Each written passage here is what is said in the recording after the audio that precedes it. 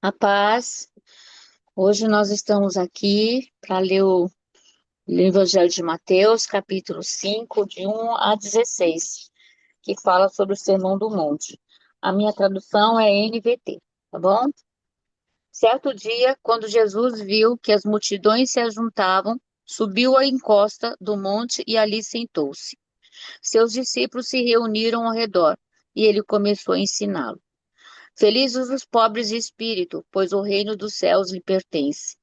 Felizes os que choram, pois serão consolados. Felizes os humildes, pois herdarão a terra. Felizes os que têm fome e sede de justiça, pois serão saciados. Felizes os misericordiosos, pois serão tratados com misericórdia. Felizes os que têm o coração puro, pois verão a Deus. Felizes os que promovem a paz, pois serão chamados filhos de Deus. Felizes os perseguidos por causa da justiça, pois o reino dos céus lhes pertence. Felizes são vocês, quando por minha causa sofrerem zombaria e perseguição, e quando outros, mentindo, disserem todo tipo de maldade a seu respeito. Alegre-se e exultem, porque uma grande recompensa os espera no céu. E lembre-se de que os antigos profetas foram perseguidos da mesma forma. Vocês são o sal da terra, mas se o sal perder o sabor, para que servirá? É possível torná-lo salgado outra vez? Será jogado fora e pisado pelos que passam, pois já não serve para nada. Vocês são a luz do mundo. É impossível esconder uma cidade construída no alto de um monte. Não faz sentido acender uma lâmpada e depois colocá-la sobre o cesto. Pelo contrário, ela é colocada num pedestal, de onde ilumina todos que estão na casa. Da mesma forma, suas boas obras devem brilhar, para que todos a vejam e louvem seu Pai que está no céu. Amém. Bom, então nós vamos começar o Sermão do Monte, como eu tinha falado para vocês lá no começo. Com ele a gente vai fazer mais devagar, né? Então a gente estava fazendo meio acelerado os 4 primeiros capítulos, mas aí a gente vai gastar um pouquinho mais de tempo. Então, o primeiro ponto aí Jesus pensou nesse encontro com o povo.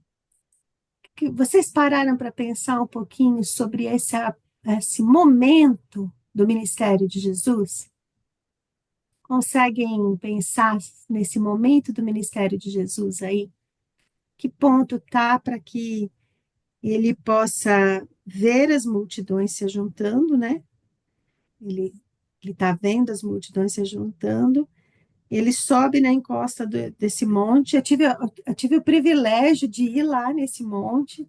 Tem uma coisa muito interessante, que lá no alto do monte, tanto quem está no alto quanto quem está embaixo, você fala, é uma tipo de uma encosta assim meio encurvada no Mar da Galileia, que você ouve a voz, né? Ressoa a voz. É bem interessante. O Gui até faz uma brincadeira lá para a gente falar, e tanto quem está embaixo quanto quem está em cima, ele deixa um pedaço do grupo assim embaixo, outro em cima, para a gente ver como é que aquela geografia é favorável a um sermão, né?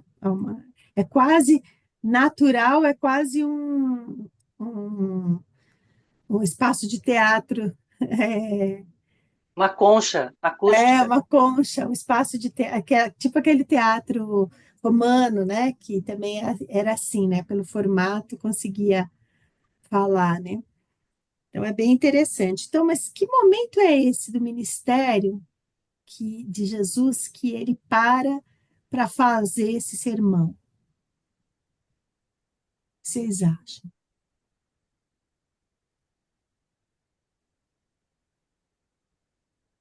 Eu estou vendo aqui que no dia anterior ele estava reuniu os primeiros discípulos, né?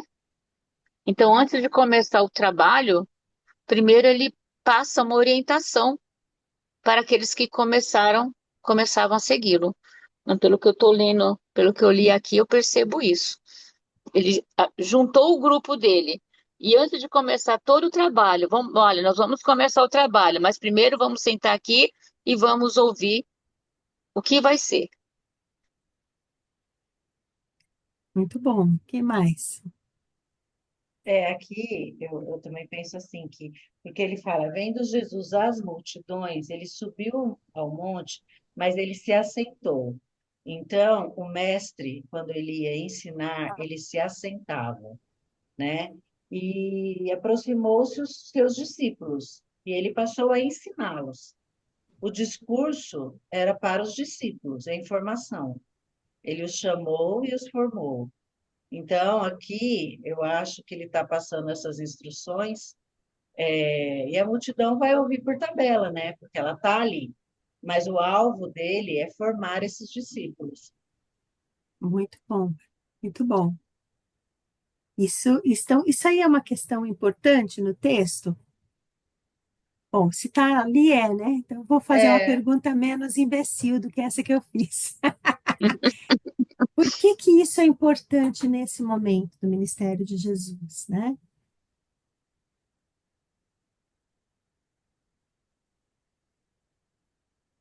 porque eu acho que ele está dando a base. Uhum, Ele tem que formar. Ele tem 3 anos para formar esses caras, que eram uhum, tudo cabeça dura. Eram homens simples, eram homens iletrados, eram homens revoltosos, eram cobradores de impostos, né? Eram homens que vinham com as ideias mais diversas. Então, eu acho que aqui ele está firmando, que a gente sabe, né, que o capítulo 5, 6, 7 de Mateus são capítulos cerne, né, nos evangelhos. uhum. Então, aqui ele traz os conceitos do reino. Então, se ele Sim, vai Pontapé, embora e né? vai deixar uma igreja, esses caras são os caras que foram chamados para serem os discípulos próximos, para que levem depois. Então, eu penso assim, não sei. uhum, E acho também porque foi o pontapé do ministério, tipo, né? uhum, Vamos começar assim, gente. E ele assim, já chegou chutando o balde, mudando tudo, assim, né? Perto de tudo que eles é, sabiam antes, né? Jesus já veio, e já pôs a coisa de um jeito muito, muito diferente, assim. Eu acho que era para mostrar exatamente que a coisa ia mudar. uhum. Excelente, é isso mesmo. O princípio do discipulado nas igrejas, né, é hoje, né, deveria pelo menos ser. Oi, estão me ouvindo? Tô. Fez Ixi, sumiu aqui. tudo aqui. É, Uh, deixa eu fechar isso. Aí, pronto, voltou para mim. Apareceu uma tela aqui, não sei o que que aconteceu. É. O princípio do discipulado é você firmar aquilo que é importante. Às vezes, na igreja, a gente começa com várias mensagens e a pessoa não passa por um processo de discipulado, então ela fica questionando coisas ou fica falando coisas das quais ela não sabe, né? Então, uma coisa muito importante quando a gente começa a formar um grupo, um PG ou alguma coisa assim, é saber se as verdades principais do Evangelho elas estão sólidas. E se ninguém tem dúvida daquilo, e aceita esse Evangelho de Cristo, né? Porque às vezes a gente, domingo eu estava numa aula, aliás, uma aula excelente do pastor Gabriel lá na igreja, e a gente falou, tem muita gente que vai, ele comentou e o grupo comentou, né? Tem muita gente que vai à igreja para se sentir bem, gente que vai à igreja para porque há, por exemplo, ele até comentou, achei super interessante que vai no dia da ceia, não tem lugar no estacionamento, né? Parece que para comungar, para cumprir aquele rito, né? E será que as verdades, as bases, né, do nosso cristianismo, elas estão firmadas em Cristo? Porque quando elas não estão firmadas em Cristo, abre um leque enorme para se discutir outras coisas que não têm nada a ver com o evangelho, né? Abre-se um leque para se discutir sobre lei, né? O que é pecado, o que não é pecado. Você pode ver aqui que Jesus não vai aqui nesse texto, né? Tanto nesse princípio quanto nos demais que a gente vai ler, vai ter uma lista aqui, olha, isso aqui é pecado, isso aqui não é pecado. Não vai ter uma lista assim, ó, o culto tem que ser primeiro uma oração, não pode começar sem ter uma oração. Não vai ter o ritual, o processo da ceia ou qualquer coisa nesse sentido. O que vai ter aqui é a essência do evangelho. E muitas vezes tem gente muito antiga de igreja que não sabe a essência do evangelho, né? Fica naquilo que Paulo vai falar a Timóteo, fica em umas discussões nada a ver, né? E Paulo fala para Timóteo, não se envolva com isso, fica discutindo genealogia, fica discutindo, sabe, quem veio primeiro, o ovo ou a galinha, e não fala da essência do evangelho. Eu acho que na nossa sociedade, como todas, né? Mas na nossa, principalmente, onde o acesso à informação é muito grande, a gente deveria, em qualquer ministério, firmar o Sermão do Monte, sabe? Porque é dele que vem as bases daquilo que a gente acredita. E ele não é, como disse a Mara, ele já pega pesado. Ele não vai amenizar. Beleza? Isso aí? Ficou legal essa ideia? Fala, Edna. Uhum. Eu estava lendo aqui, né? Eu fui procurar ler, depois de ler, fazer uma reflexão, eu fui pegar algumas informações e achei interessante uma informação de Mahatma Gandhi, né? Ele diz: se toda a literatura se perdesse e só se salvasse o Sermão da Montanha, nada estaria perdido, né? Eu achei interessante quando ele falou isso, né? A importância desse sermão para toda uma situação que ele via que era importante para a sobrevivência. Se hoje não existisse mais o texto bíblico, se fosse aniquilado o texto bíblico, que Bíblia nós teríamos dentro de nós para continuar propagando o evangelho? Mais ou menos a ideia do filme do livro de Eli, né? Quem assistiu o É, livro de Eli vai lembrar. Mas que Bíblia está dentro de nós, se não nós não temos muita memória para muita coisa, pelo menos que a gente tenha memória para conhecer, escrutinar e saber ser referência do Sermão do Monte. Amém? Amém. Bom, então vamos agora então às bem-aventuranças. Gostaria que cada uma de vocês fosse falando aí, tá? O que mais gosta, ou que mais se identifica, ou falando na ordem, o que vocês preferirem.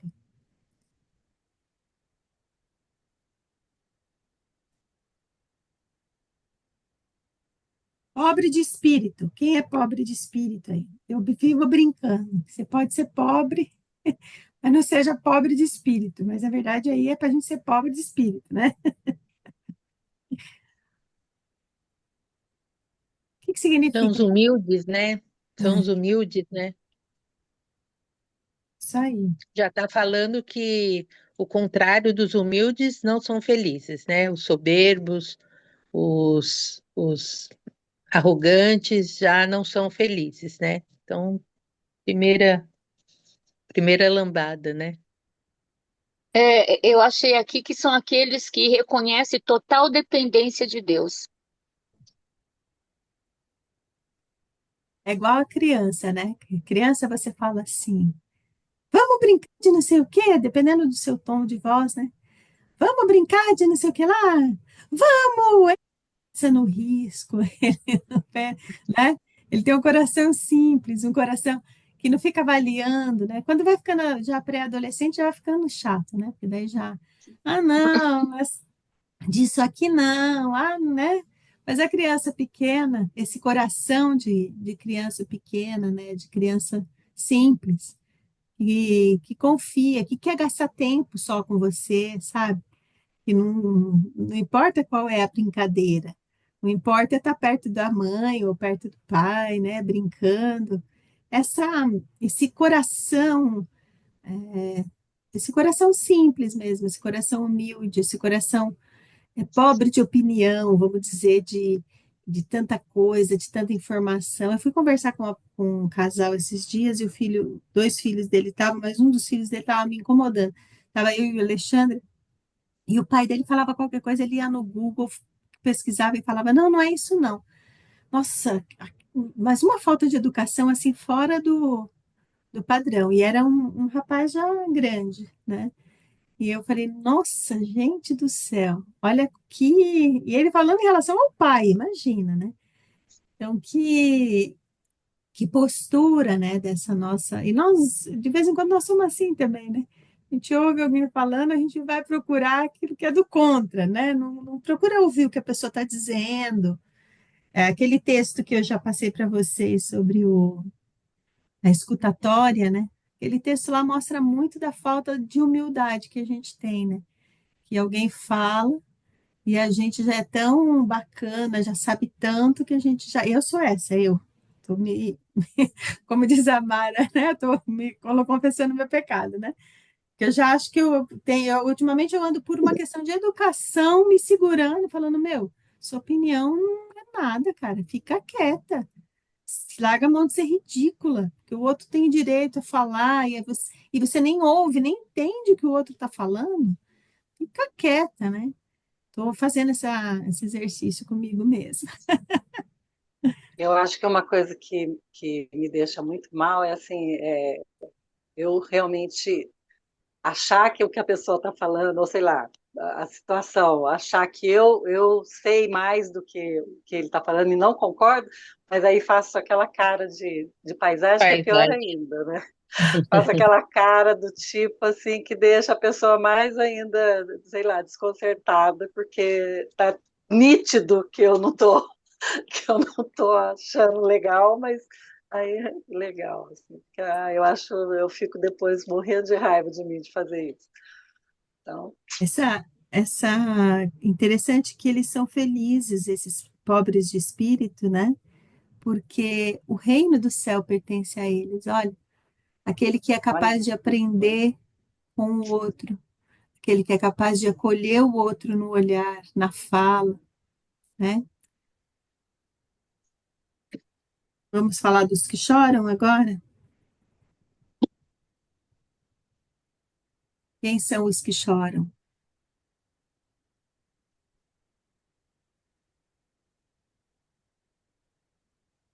Talvez os arrependidos, né?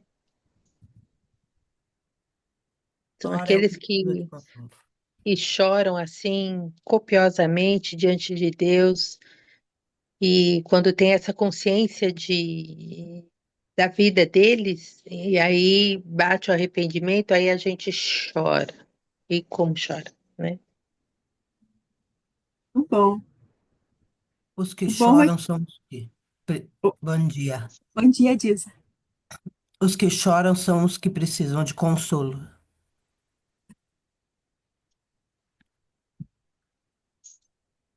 E eles serão Eu, consolados, né? assim, os momentos de tristeza na nossa vida, eles são inevitáveis, né? Mas são momentos que nos fazem avaliar o quanto dependemos de Deus. Esses momentos de tristeza, eles servem para edificação do nosso corpo, né? É, a morte, a gente chora na morte. É difícil entender a morte naquele momento, né? Mas com o tempo, esse momento de tristeza vai nos fortalecendo a poder ajudar o outro que está passando por aquela situação, né? Então, acho que esses momentos, os que choram, são os momentos que a gente passa, porque o nosso momento não vai ser só um momento de alegria, de paz, tranquilidade. Vão ter momentos difíceis de choro, né? De arrependimento, né? E eles são, né? Para nossa própria edificação, porque a gente começa a avaliar o nosso grau de dependência em relação a Deus, porque aqueles momentos, eles servem para nossa própria edificação. Uma amiga fala para mim, sempre fala para mim, Edna, Deus faz a ferida e Deus cura a ferida. Então, sempre, quando estou passando por um momento de tristeza, eu lembro dessa fala, né? A ferida que Deus abriu, Ele vai curar da mesma forma. Mas por que Ele abriu aquela ferida? Para que você aprenda algo sobre aquilo. né? Porque tudo é questão de aprendizagem. Amém. E, bom, agora aí, felizes os humildes. Então, pois eles herdarão a terra, né? Então, pobre de espírito e humilde tem diferença?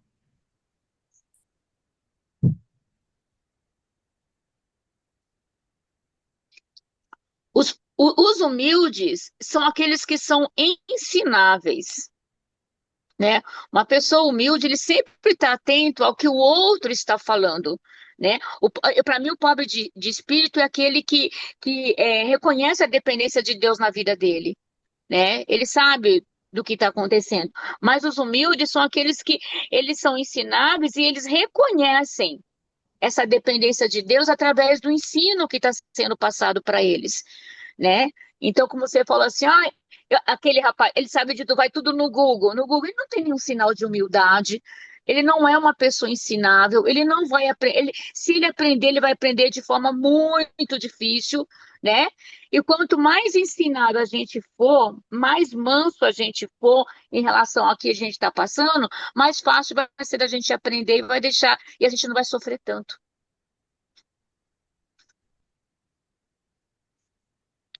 Mais alguém? Diferença entre humilde e pobre de espírito. Posso dar um palpite aqui, bem doido? Ah, com Se eu certeza, é seu papel nesse grupo, dar palpites doidos. O seu último, azar, o seu, traga de volta. o seu último papel, palpite doido de Apocalipse, eu não esqueci até hoje. Eu já não lembro mais, É do azeite e do vinho, com certeza é do azeite e do vinho.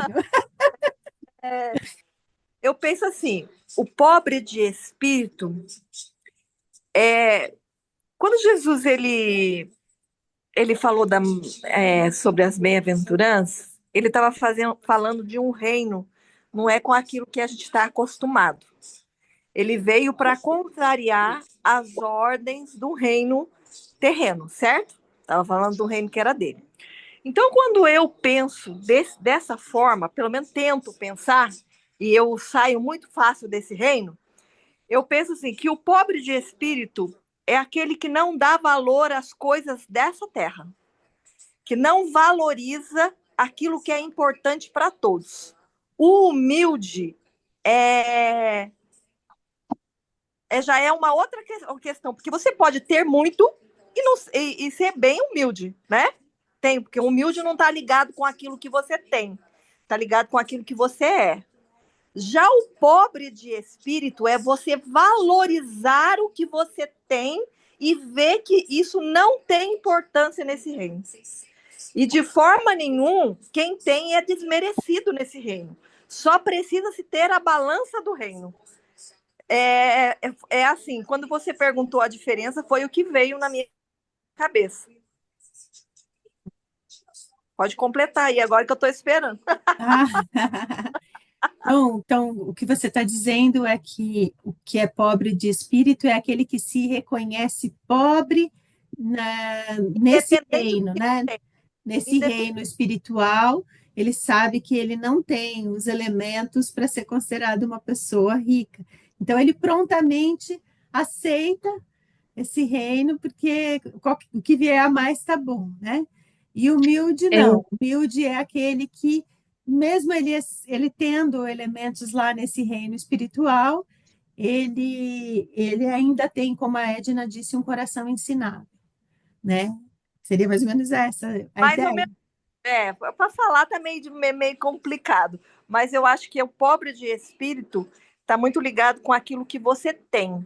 Uhum, E a humildade está ligada com aquilo que você é. entendi. Entendeu? Se eu fosse fazer uma diferença aqui, eu diria que o pobre de espírito é igual a criança, que aceita prontamente. Vamos brincar? Vamos, né? É esse que ele não fica questionando, né? E acho que, penso igual a Edna, que o humilde, mesmo ele conhecendo, ele ainda se permite ser ensinado. Eu acho que isso é uma condição fundamental dentro do reino de Deus, é esse coração humilde. Vocês veem hoje muita gente que fala, eu não sei se hoje em dia, né? Mas antigamente, pelo menos, fala, nossa, fulano é cabeção, cabeção, nossa, ele sabe muito, né? E às vezes você vai conversar com aquele cara que as pessoas dizem que sabe tanto, tal, mas ele ainda te ouve, né? Tem pastores, eu consigo até pensar em um pastor especial aqui que eu gosto bastante. Ele te ouve, parece que você está falando é uma novidade, né? E ele aproveita, às vezes, até aquilo que você está falando, porque ele para ouvir, ele é curioso, né? Para ouvir o outro, né? Eu acho que o humilde tem a ver com isso, né? E olha, os humildes, o que eles farão aí? Olha que interessante. Herdarão a terra. Olha lá. Engraçado que o poder da besta que a gente viu lá no, no Apocalipse, né? Que a força da besta, a voz da besta, o sinal da besta tem a ver com poder, né? E aí não recebe pelo braço forte, pela inteligência. O humilde recebe em herança a terra. Olha que interessante essa passagem, né? Bem-aventurados que têm fome e sede de justiça. Nossa, isso aí pois eles serão saciados. Quem são esses, os que têm fome e sede de justiça?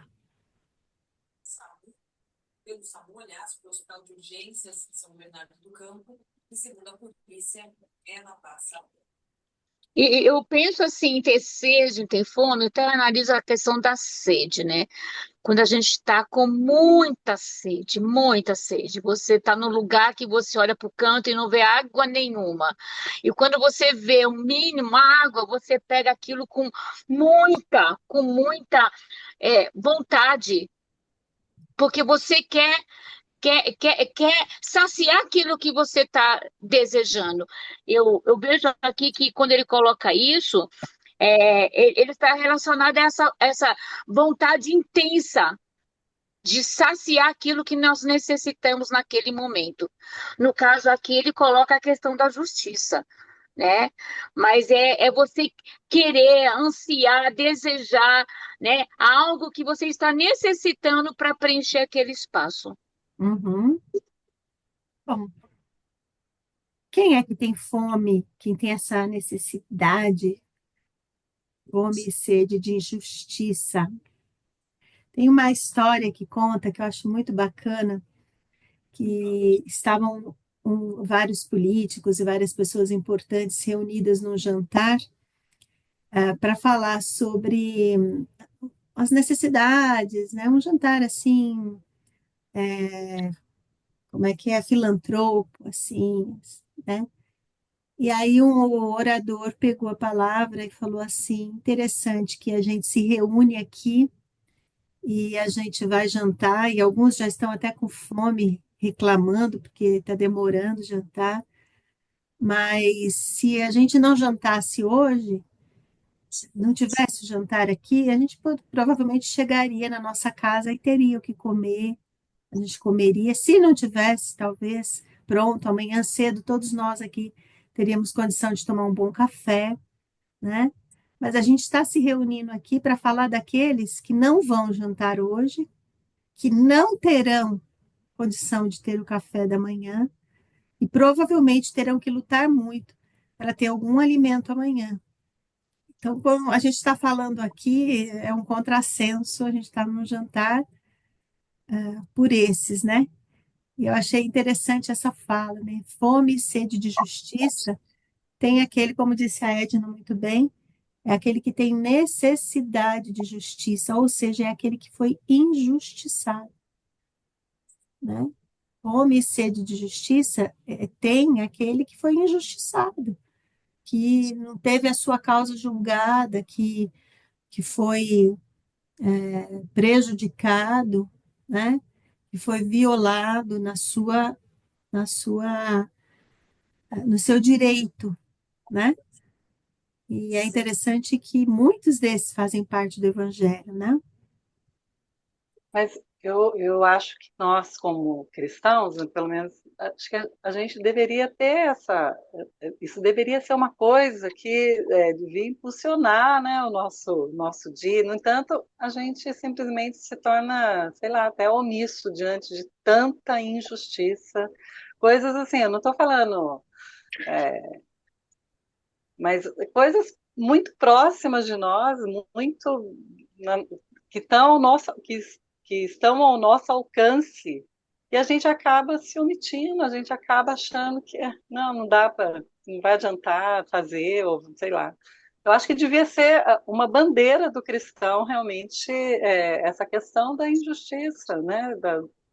Não só injustiça social, né, gente? É tudo, né? Que a gente vê que as pessoas são injustiçadas. A gente é injustiçado em vários aspectos, mas eu penso que isso devia ser um sentimento, né? Não sei se eu estou. Uhum.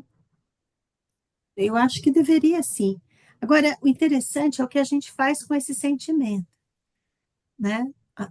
A maneira, se a gente, por exemplo, a gente acha injusto alguém passar fome e a gente tem alguém do nosso lado passando fome e a gente não faz nada, a gente tem que ser o agente que Exatamente, sacia aquela fome, né?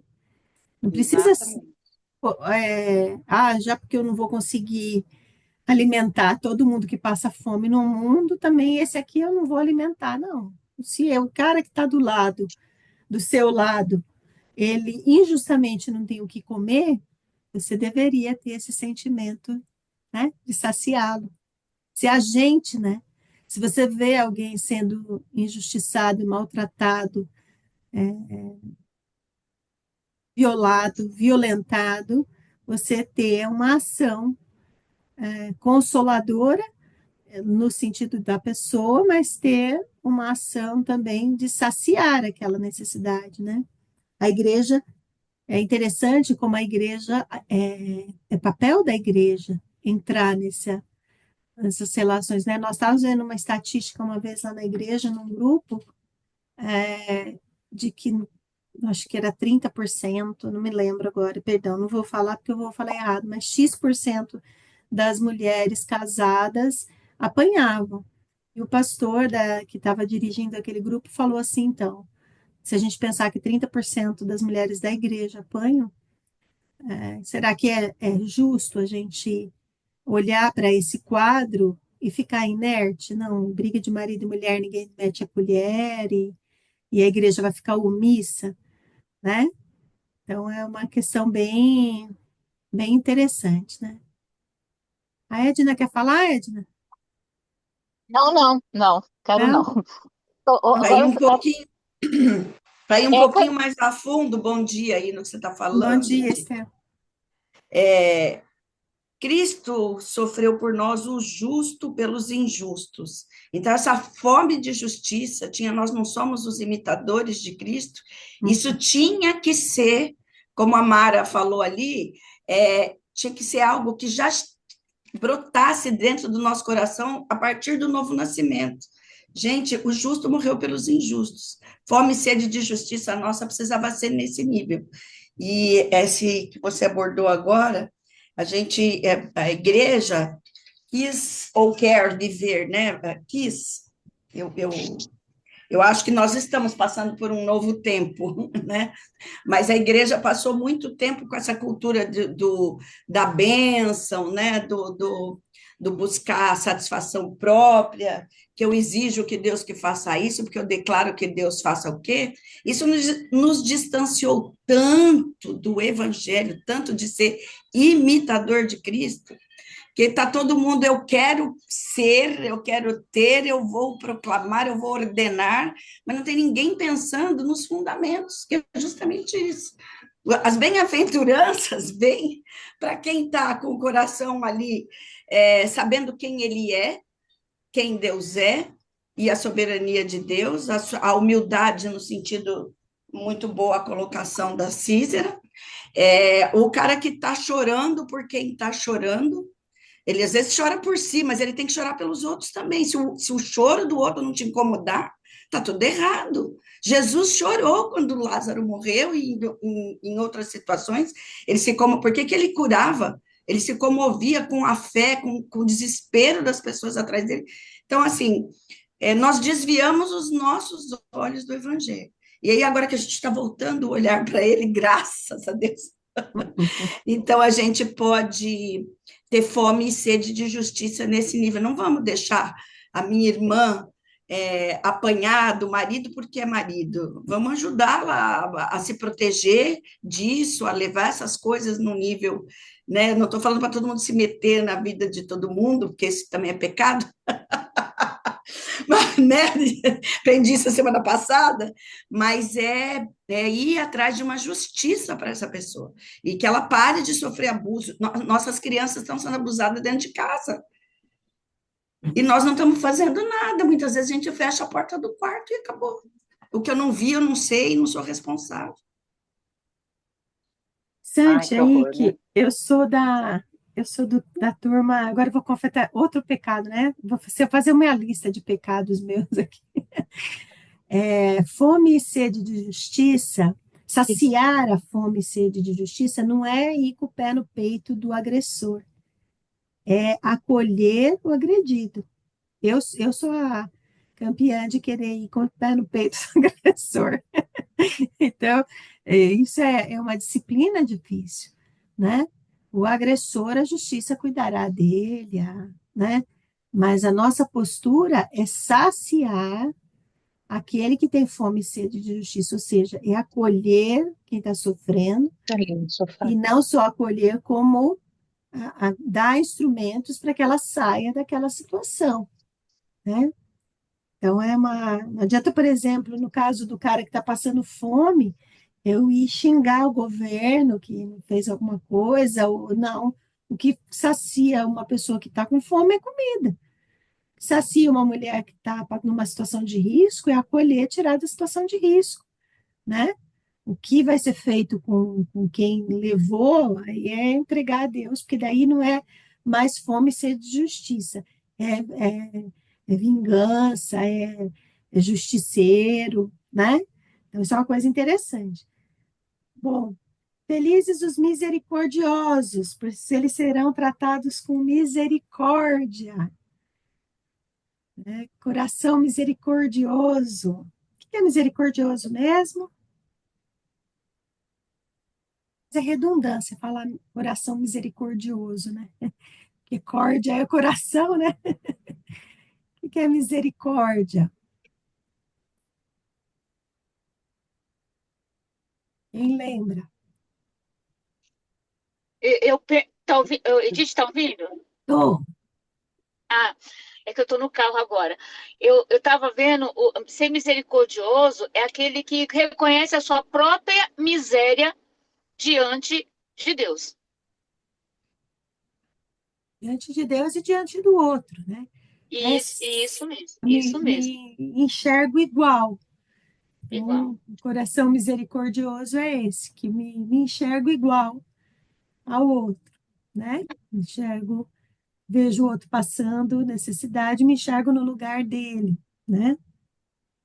Cabe lembrar aqui que misericórdia vem do latim, que é miséria, que é o miseratio, e cordis, que é coração. Vem da miséria mesmo, né? Você se É, debruça sobre a miséria de si mesmo. é. Por isso que eu até brinquei, falei que falar que um coração misericordioso é redundância, né? Porque córdia já é É, coração, né? Então, é já um é. coração que se vê na situação do miserável, né? Feliz é o coração puro, olha lá, o que tem o coração, o que tem esse coração que enxerga a sua própria miséria do outro, ele vai receber misericórdia, ele vai receber essa graça, né, de ver que está todo mundo nivelado. Mas e o coração puro? O que é um coração puro?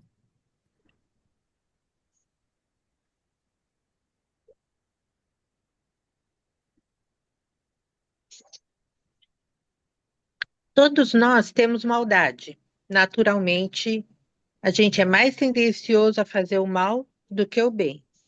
Eu acho que quando Cristo falou sobre o coração puro, é para aqueles que têm a tendência a fazer o bem e não o mal. Porque tem gente assim, muito é, que independente da situação, tá ali sempre, vamos lá, vamos lá, vamos lá, vamos ajudar, vamos ajudar. Me permitam trazer um exemplo pessoal, o Paulo, meu marido. Ele é assim um coração que não tem tamanho e ele sempre está assim, não, vamos ajudar, vamos ajudar, vamos ajudar. E então acho que o coração puro, não que ele não tenha tendência para o mal, tem também, mas ele é mais bonzinho do que malzinho. Ele está longe, Eu por isso que acho, eu estou falando isso. eu acho assim que é um coração que ainda não foi contaminado, né? Porque a gente vive num mundo onde é cada um por si, né? E eu quero o melhor para mim. Então, o coração puro é esse coração que ainda não foi contaminado com essas artimanhas que surgem é, é, em nosso tempo, ou surgiu naquele período, né? Aham. Eu lembro de uma frase que eu Eu acho que odeio, o que fala coração, assim, só para terminar, Dilza, que fala assim, farinha pouca, meu pirão primeiro. Eu odeio essa É. frase. Eu ouço muito às vezes. Né? Fala, Dilza, Farinha pouca, o quê? Não entendi. farinha pouca, o meu pirão primeiro. Quer dizer, se tem pouca Ah, farinha, primeiro ela vai para o meu pirão, depois que, né? Fala, entendi. Dilza. é que eu acho que o coração puro tem menos a ver com o que a gente faz para os outros e mais como a gente nos reconhece pecadores, como eu me volto para o Evangelho, para a graça, e reconheço o meu pecado e me arrependo, me conscientizo, me arrependo, busco. Sei que não sou capacitada de fazer essa transformação, então, de forma pura, me coloco diante da graça de Deus para me arrepender e pedir essa transformação. Acho que é mais de um coração puro, tem mais a ver comigo e com Cristo do que só comigo e com o próximo.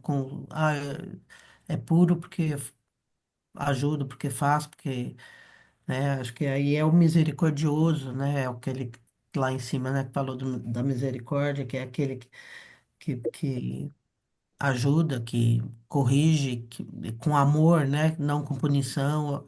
Acho que a pureza aí tem a ver com o meu pecado e com o meu arrependimento. Uhum. Muito bom. Eu É, lembrei agora de uma fala da Cícera também. Eu estou lembrando das falas da Cícera hoje, né? Eu lembro que a Cícera falou uma vez para mim assim, ai, que eu não gosto de passar por boba. Era uma discussão que a gente estava fazendo sobre a questão dos filhos, né? Que quer fazer a gente de bobo, né? E ela falou assim, nossa, aquilo vai me dando. E eu acho que o coração puro é uma pessoa que não se importa de se passar por boba, sabe? E que se fala, pô, mas você foi enganado de novo, né? Você tem o coração muito puro, né? Quer dizer, não me importo de. Ah, Bom dia, meninos. Tudo você é bem? crente e faz tudo nhenhenhê, né? Tudo bem. Eu não me importo de você passar por bobo, né? Fala, Adriana. Eu tenho essa linha de pensamento, assim, é uma escolha diária, né? Eu acho que o coração puro é uma escolha diária. Desde o início do Sermão do Monte, ele vem nos falando de escolhas diárias, né? Então, eu acho que o coração puro é aquele que a gente pensa não no momento, mas você pensa no que você está plantando naquele momento, né? Então, às vezes, a gente passa realmente por boba, né? Mas eu fico pensando assim, se eu for para frente e resolver da maneira que o meu coração, essa justiça dos dois pés no peito, né? O que que ficará plantado, o que que ficará marcado? Eu acho que o coração puro é uma questão de escolha É, diária. É.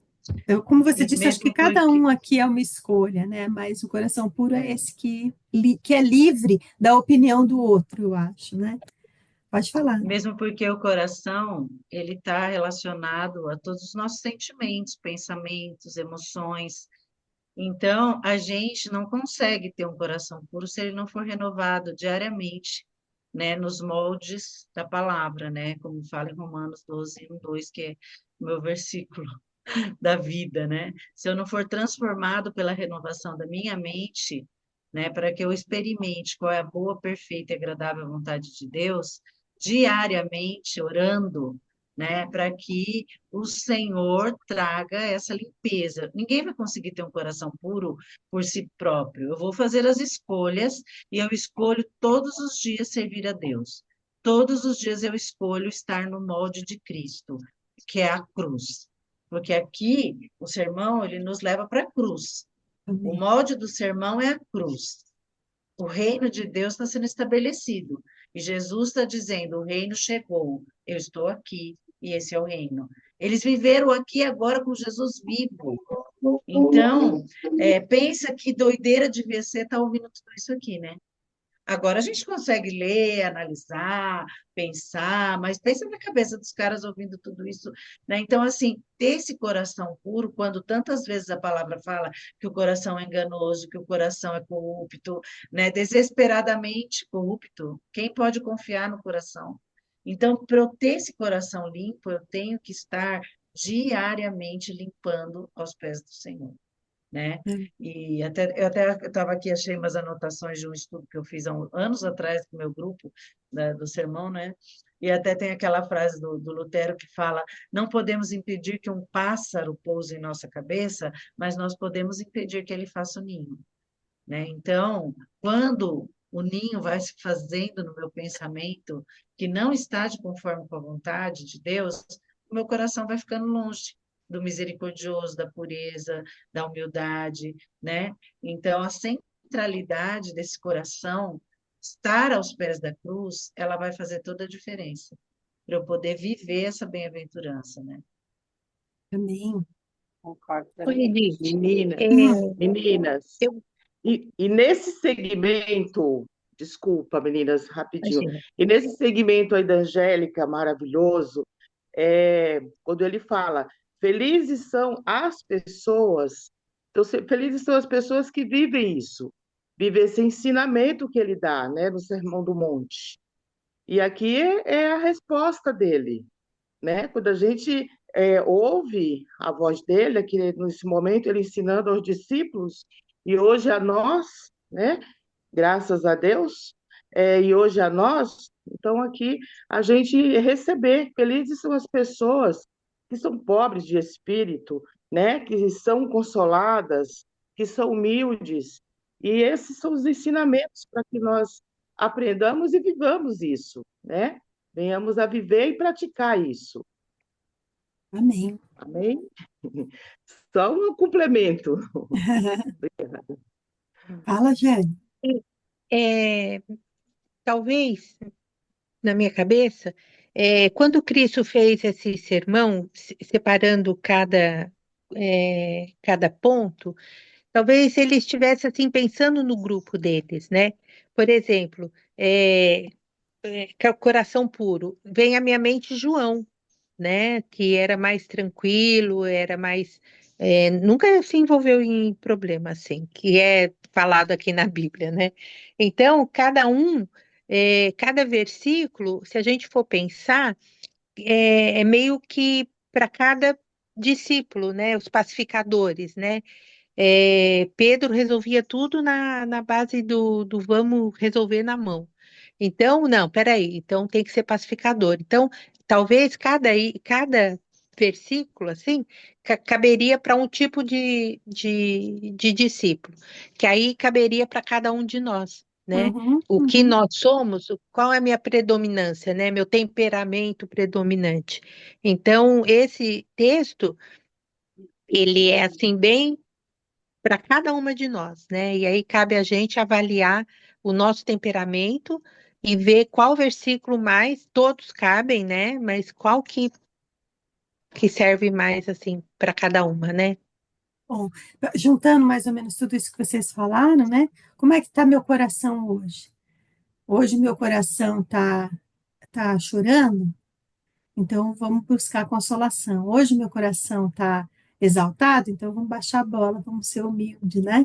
Então, essa questão. Então, fazendo o desfecho aí é uma coisa interessante, é que essa contracultura das bem-aventuranças, quer dizer, isso, e contra a corrente natural, né? Isso aí é contra a corrente natural nossa, né? A gente quer ter um espírito é, rico, exaltado, a gente quer ser o contrário do que está escrito aí, né? Então, esse ir contra a cultura vai fazer com que nós sejamos motivos de zombaria, né? Falando do coração puro, tinha um irmão que um dia numa aula de oração, ele falou assim, eu lá no serviço eu passo por bobo em algumas circunstâncias, né? Ele contando isso, e eu falei, irmão, mas não é bom passar por bobo, deixa ser bobo lá, mas no céu a gente não é bobo, né? Então, ele falando que as pessoas perseguiam ele de alguma forma por causa disso, né? Então, olha aí que interessante o verso 11 e 12, né? Ele vai falar, felizes são vocês, então, né? Então, agora, quando, por causa de Cristo, não para ser bonzinho, não é por isso, mas por causa do amor que vocês têm por Cristo, vocês sofrerem zombaria. Ei, crente, esse crente é tonto, né? Zombaria, perseguição. Esse cara quer ser muito, muito justo aí, não sei não, né? Quando os outros, mentindo, disserem todo tipo de maldade a seu respeito. Olha que doido isso. Será que a gente vai ficar feliz quando por causa de Cristo, as pessoas mentindo nos levarem a uma situação ruim? Olha que doido isso, né? Alegrem-se, exultem-se, porque grande é a recompensa que os espera no céu. E lembre-se de que os antigos profetas, eles foram perseguidos da mesma forma. Igreja não é igreja, nossa, fica pregando essas coisas chatas aí, tua igreja está vazia, não tem 8 mil membros, né? É, zombaria. E essa igreja fica pregando esse evangelho antigo aí. Não, a gente tem que modernizar, tem que atualizar para pregar o evangelho para esse novo público. Essa igreja retrógrada fica pregando esse evangelho antigo. Olha que interessante, né? A gente sofrer zombaria para nos deixar feliz, porque o mundo realmente não vai esse evangelho muito aceito, muito popular, muito coaching, ele não produz nada no reino de Deus, nada, absolutamente nada. Ele produz igreja cheia. E a igreja De gente cheia é que uma não. fábrica, né? Exatamente. Né?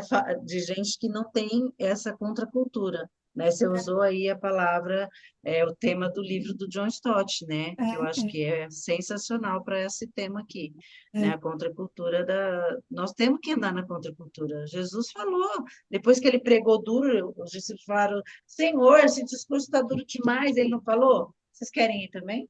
Vai, fica tranquilo, o discurso é esse. Eu não vou mudar o discurso. E vai ser mais acirrado, gente. Tem que ser mais acirrado. Porque não vai ser fácil para essa geração que está vindo agora, não, suportar a pressão, né, desse evangelho fácil, mais fútil, mais leve, entendeu? Venha para Jesus, você vai ter tudo. Você vai ter tudo. Aí a pessoa perde alguma coisa, ela se decepciona com Jesus. Esse evangelho que está em moda agora, brincando, que reescreve a Bíblia, que reinterpreta a Bíblia, que muda a Bíblia. E nessa aula que eu falei para vocês, foi fantástica, vou falar de novo. Essa aula foi fantástica do domingo. A gente viu que esses pensamentos que atacam a palavra de Deus, e por consequência a igreja, né, que fala a palavra de Deus, não é de hoje. A gente estava vendo que esse reescrever a Bíblia, desde o século VI, já tem gente querendo adaptar, né? Mudar o texto que não me convém. Eu leio bem o texto que me convém. O texto que não me convém, eu tiro fora, ou eu reescrevo, ou reinterpreto, né? Para encerrar, sal e luz. E aí, temos que salgar esse mundo e iluminar essa negritude? Como é que a gente salga esse mundo? E como é que a gente é luz, né? Acho que a gente não é luz, acho que isso é uma unanimidade aqui, né? Nós não somos luz, mas nós somos lâmpada de alguma forma que reflete a luz de Cristo, né? Então nós só vamos iluminar esse mundo se ao invés do eu acho, a gente falar o que Cristo faria, o que Cristo falaria, né? Isso seja em mim o que o Senhor seria nessa circunstância, né?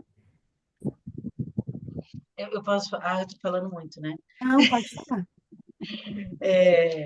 O Edmilson pregou sobre o sal e a luz um tempo atrás, e ele estava falando essa questão do que o sal que perde o sabor, ele não serve para mais nada a não ser lançado fora, né?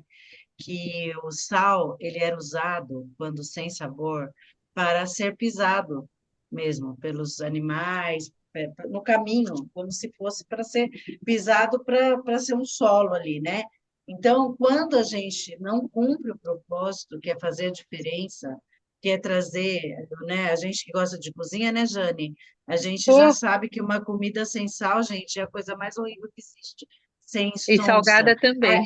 E salgada também, tem que ser na medida, né? Então, ele desperta o que é de melhor naquela comida. Então, nós temos que despertar o que é de melhor na sociedade, no homem, porque Deus criou o homem de uma forma maravilhosa. Foi corrompido, mas há esperança, porque Jesus traz de novo, né? Então, essa coisa do sal, que se a gente não fizer o nosso papel, nós vamos ser pisados pelos homens.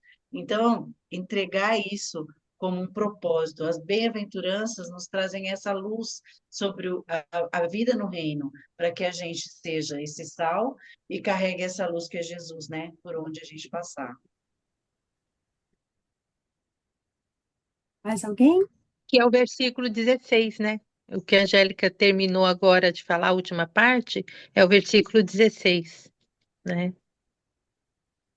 Da mesma forma, suas boas obras devem brilhar, para que todos vejam e louvem seu Pai que está no céu. Interessante também, para encerrar aí um pouquinho do que a Dilsa falou, é claro que o nosso coração puro é importante, é claro que nosso relacionamento com Deus é importante, mas como o Tiago diz, a fé sem obras é morta, né? A nossa, a nossa atitude, ela deve refletir o nosso coração puro, o nosso coração humilde, né? E o nosso coração não é, a gente sabe que ele só é em Cristo. Então, as nossas atitudes devem refletir o nosso coração em Cristo, né? Quando não, então, eu ultimamente ando meio sem refletir algumas coisas, ando meio impaciente, e eu tenho falado, Senhor, eu preciso voltar pro meu tempo de oração e reflexão, para me preparar, para que o meu coração seja. Eu não quero ir se o meu coração não for, Senhor, não for, se não estiver pronto, né? Se eu não tiver com o coração humilde, se eu não estiver disposta a ouvir o outro, se eu não tiver, eu não quero ir. Aí o Senhor fala para mim, então, né? Se você ficar sem sabor, você vai servir só para ser pisada. Então começa a dar sabor aí.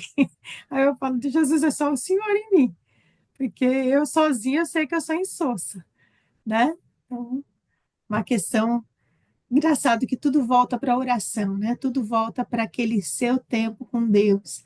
Eu acho que o monte da bem-aventurança, embora tivesse muitas pessoas lá, ele é um tempo de reflexão individual. A Adriana falou aí, né? Uma escolha diária, uma reflexão diária, para que eu faça a escolha de estar ao lado de Cristo, para que o meu coração se incline, para que o meu coração se humilhe, né? E não é fácil, porque a gente vai ficando inflado, né? Vamos lá. Vamos orar para terminar? Quem que gostaria de orar hoje? Alguém gostaria? Sentiu no coração? Posso orar? Então é a Esther. Paizinho, eu quero te agradecer essa manhã pelo pão que o Senhor nos serve à mesa, com tanta fartura, reunião dos santos. Quando a gente lembra da tua palavra, as suas misericórdias se renovaram para nós, toda boa dádiva, todo o dom perfeito vem do Senhor. E agora a gente se depara com as bem-aventuranças, e a gente quer te pedir, Senhor Deus, que o Senhor não nos deixe esquecer de alinhar o nosso coração pela tua palavra, de alinhar os nossos atos e que a gente seja movido no nosso agir, no ordinário da vida, Senhor Deus, que a gente aplique a nossa palavra escondida no nosso coração, no nosso viver. Dá esse coração puro para cada uma de nós. Dá, Senhor Deus, essa misericórdia, com a mesma misericórdia difícil, a gente não vai conseguir fazer como o Senhor fez, mas que a gente procure ser suas imitadoras, Senhor Deus, e a usar de misericórdia com as pessoas, a perdoá-las, a ver as suas misérias e sofrer junto com elas, não somente sofrer e chorar com elas, mas também ajudá-las, Senhor Deus, a sair da situação de risco, de dor, qualquer situação miserável que seja essa que nos aflija. Nos ajuda, Deus, porque nós sabemos como o Senhor é. Nós estamos aprendendo, lembrando como o Senhor é.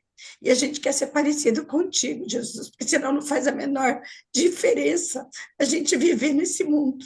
Então eu te peço que o Senhor nos transforme, a começar de mim, meu Deus. Amém. Transforma o nosso coração, Jesus, porque ele naturalmente ele não é nada bom.